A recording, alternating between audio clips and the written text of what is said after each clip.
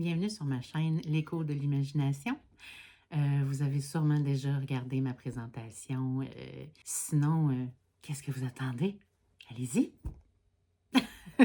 Ceci dit, on a tous une passion dans la vie. Au moins une. Moi, la mienne, je la retiens de ma mère. Salut maman!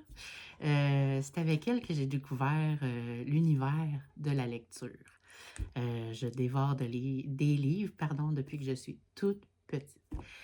Donc, terminé le blabla, commençons!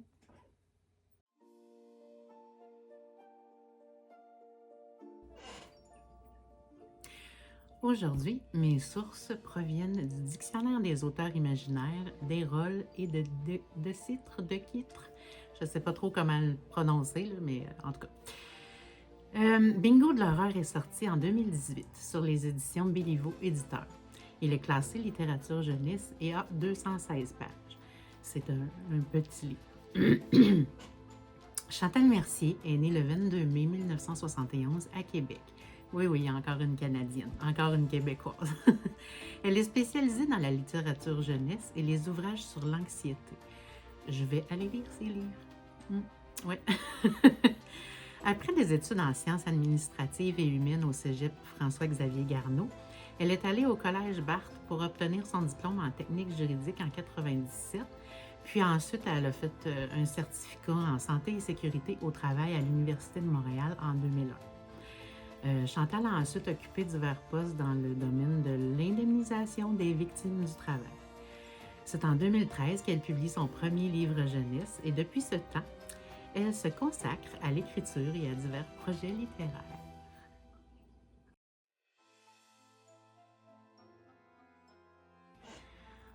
On savait déjà que le bingo est un jeu stressant, mais Chantal Mercier ne s'en tient pas à la tension qui monte, les boules qui tournent, puis les gens qui espèrent gagner des prix. L'intensité y est décuplée par de l'horreur, car l'enjeu n'est pas de gagner des milliers de dollars. Oh no! Un extrait?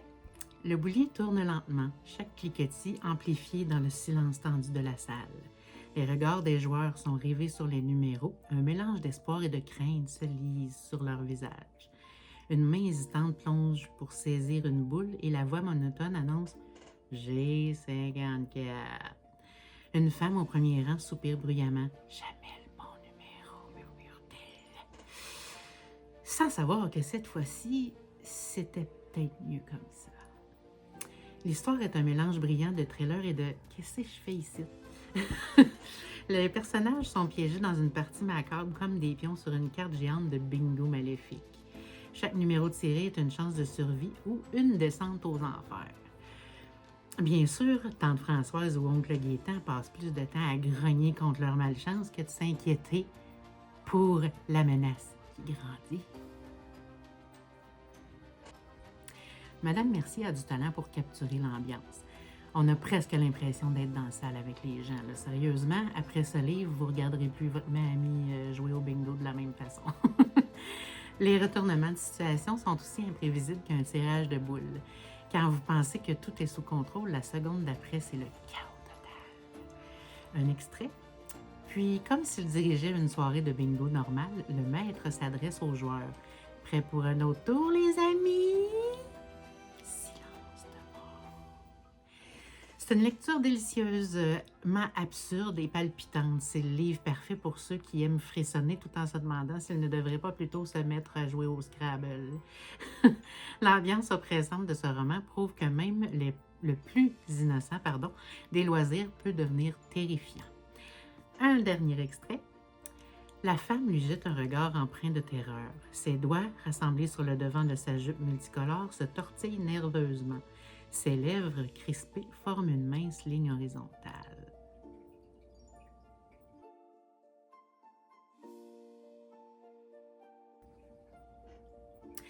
Nous sommes déjà rendus au dernier segment. Moi, je donne une note de 8 sur 10 pour ce livre-là. J'ai beaucoup aimé l'originalité de l'histoire, le concept du jeu ordinaire changé en aventure captivante. Là.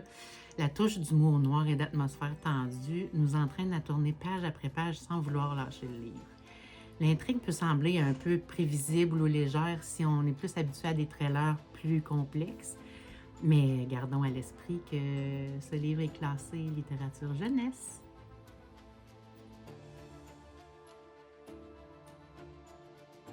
Bon, là, je vais faire le résumé, sans lavage cette fois-ci. Si vous avez écouté mon autre vidéo, vous allez comprendre de quoi je parle. Donc voilà, bingo de l'horreur. Quand le réel, le fantastique et l'horreur s'entremêlent. Station Honoré-Beaugrand, terminus est de la ligne verte du métro de Montréal. Angelica descend rapidement l'escalier, passe le tourniquet d'accès et regarde sa montre. 9h30.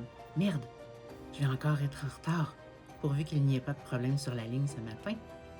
Ce jour-là, comme plusieurs autres usagers, l'adolescente prendra place dans la rame de métro pour se rendre au travail sans se douter que le destin les mènera tous à la nouvelle station Bingo.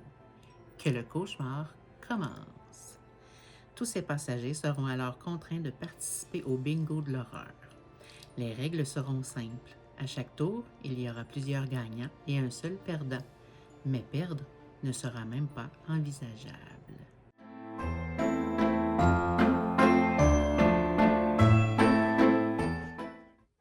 Merci de votre présence. On se revoit bientôt. Puis si vous avez apprécié, laissez-moi un petit pouce bleu. Abonnez-vous évidemment pour aider la critiqueuse que je suis. Partagez avec tout le monde que vous connaissez, famille, amis, connaissances, votre chien, votre chat. Puis n'oubliez pas d'activer la petite cloche pour avoir les vidéos en nouveauté.